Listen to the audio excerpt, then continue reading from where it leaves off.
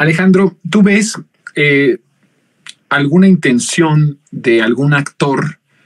político o incluso social de administrar la tragedia y de manipular a los padres de los 43? He escuchado y he visto algunas opiniones. El propio presidente dice que ya basta de dejar de administrar la tragedia. ¿Hay intención por parte de algún sector, de algún ente que tú detectes, de manipular a los padres de los 43?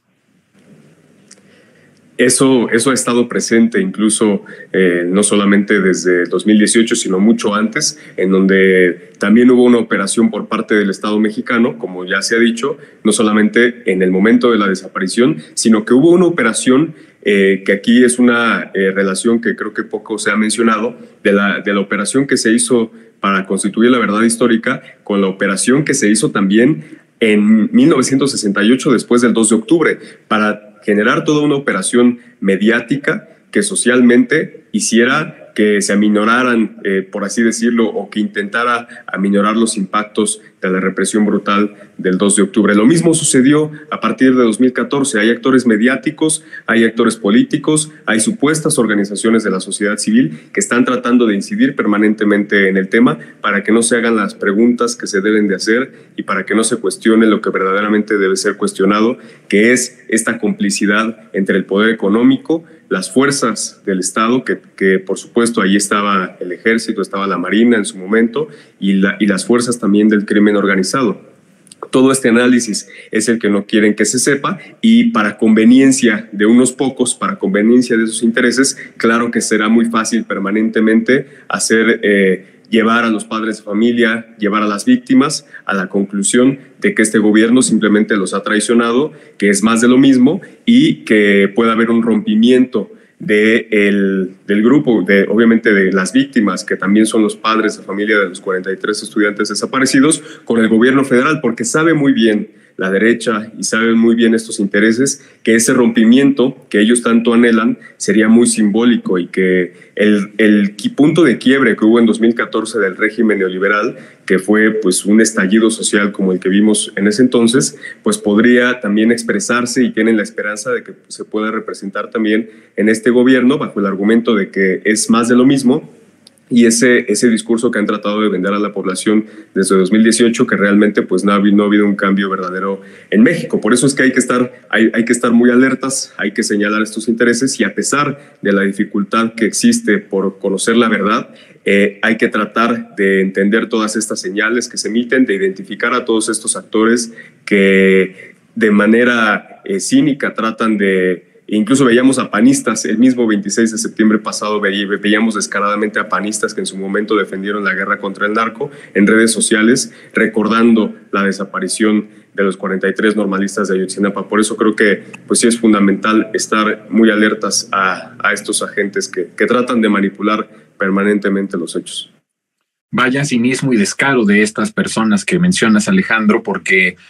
Ayotzinapa es solamente la punta del iceberg de una tragedia humanitaria que trajo la guerra de exterminio de Felipe Calderón. Es como una representación de muchísimas víctimas de desaparición forzada y de desaparición de nuestro país. Se cuentan por miles de miles. Y eso nos deja ver lo perverso del régimen salinista neoliberal, porque son tantos que no se pueden identificar.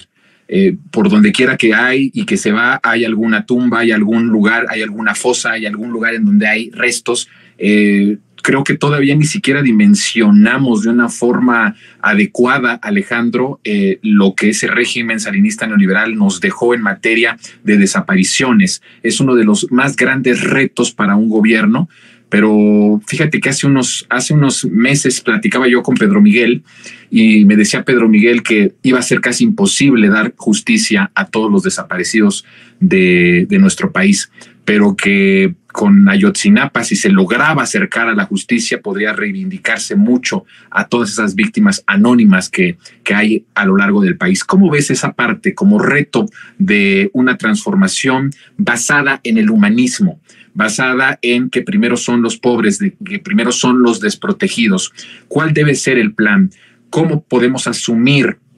una cuenta pendiente, no solo con Ayotzinapa, sino con miles de familias que hoy siguen buscando a sus familiares víctimas de la desaparición forzada a partir de la decisión criminal de Calderón. Obviamente hay muchos de desaparición antes de Calderón, evidentemente, pero de manera mucho más profunda a partir de la declaración de guerra de exterminio del genocida de Calderón. ¿Cómo ves la forma en la que la transformación tiene que asumir este problema, que es un problema dolorosísimo, que es un problema profundo y que lastima y sigue sangrando y sigue lastimando a nuestro país?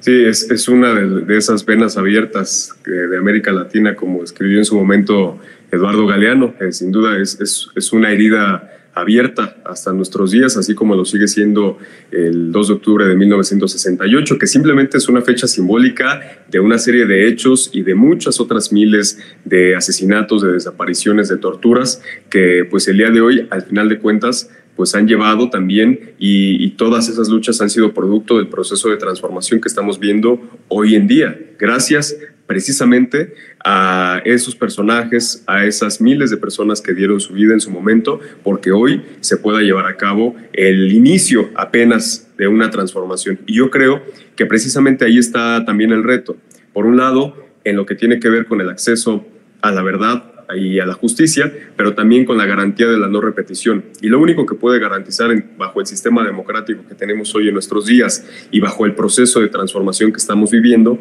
la garantía de no repetición pues únicamente se puede dar con no permitir que estos poderes y que estos intereses regresen al gobierno, que no lleguen a encabezar no solamente un gobierno federal, sino ningún gobierno estatal, ningún gobierno local. Y es que esto no depende solamente de personas, no es un asunto solamente de individuos, sino de ideas, de filosofías políticas y de modelos económicos, políticos, como el que se implementó en México con el neoliberalismo, que fue un modelo rapaz basado en la acumulación, en el despojo, en la explotación, y que para poder sostenerse tiene que hacer uso de la fuerza, tiene que reprimir a los movimientos sociales a través del uso de la fuerza. No existe el diálogo, no existe la democracia bajo el neoliberalismo, y es por eso que en todos estos tiempos del neoliberalismo, lo único que vimos fue una represión constante de las fuerzas del Estado. Nunca vimos la posibilidad de diálogo, que es lo que hoy sí tenemos, y al menos creo que lo que es más importante señalar es los tiempos que vivimos hoy en día respecto al pasado. Todavía incluso quienes somos muy jóvenes y pudimos padecer la represión del 2014 en la Ciudad de México, en las manifestaciones, pues apenas podemos valorar justamente lo que implica el ganar esas libertades democráticas, el ganar el derecho a la asociación, a la protesta, que son derechos que por ningún motivo nos podemos permitir perder, por ningún motivo podemos permitir que haya retrocesos en ese sentido a nivel nacional, pero también en ningún estado. Y eso, por un lado, va a tener que ver con no permitir que regresen los partidos del viejo régimen, pero también hay que decirlo, hay que procurar que al interior de los partidos, incluso dentro de Morena, se den procesos cada vez más democráticos posibles y que el proceso de transformación vaya madurando cada vez más para que no se permita que... Por ahí, Alejandro. Sí, empezaste a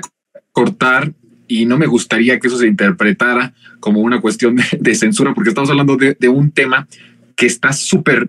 en la memoria ahorita de la gente, sobre todo de los capitalinos. A ver, vuélvenos a mencionar esa parte de que no solo depende de que no lleguen estos del régimen antiguo, sino hablabas algo al interior de Morena. Vuélvenos a desarrollar esa idea. Sí, hablábamos de la importancia no solamente, por un lado, de poner atención en los individuos o en ciertos personajes que estoy seguro, deben ser condenados por los hechos de represión que cometieron en su momento, pero también se trata de no permitir que esas ideas se vuelvan a instalar en el poder, sean en el partido que sean en el PRI, sean en el PAN. Sabemos que al final de cuentas todos estos institutos políticos, como los partidos políticos, pues son espacios en los que buscan expresarse estas ideas políticas fascistas de represión, de coartar las libertades, las garantías individuales y por supuesto que pueden estarse representando en cualquier espacio. Por eso es muy importante que al interior del proceso de transformación también se siga haciendo memoria histórica, se siga hablando de estos temas y se sepa de dónde venimos, porque tampoco es casualidad que la fundación del Movimiento de Regeneración Nacional como asociación civil pues se haya dado precisamente el 2 de octubre, porque es un llamado a la memoria y también implica un compromiso con una garantía de no repetición de estos hechos. Entonces yo creo que es precisamente aquí hacia donde se debe voltear. El piso mínimo que se debe de mantener hacia el futuro es que no vuelvan a cometerse actos de represión y a pesar de que siga siendo todavía lento el acceso a la justicia, es algo en lo que se debe seguir perseverando. Dice un dicho que la justicia tarda pero llega y yo confío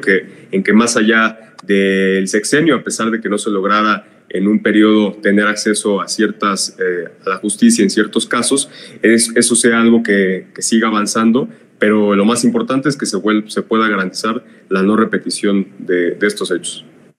Mi querido Alejandro, el tiempo se nos terminó, pero siempre es muy interesante poder hablar contigo. Te agradezco el que estés de nuevo en esta siguiente temporada de Resentidos. Nos vamos a ver ahora todos los miércoles en este espacio. Nos vemos la próxima semana. Muchas gracias. Claro que sí, querido Jonathan, te agradezco mucho. Un saludo a la audiencia.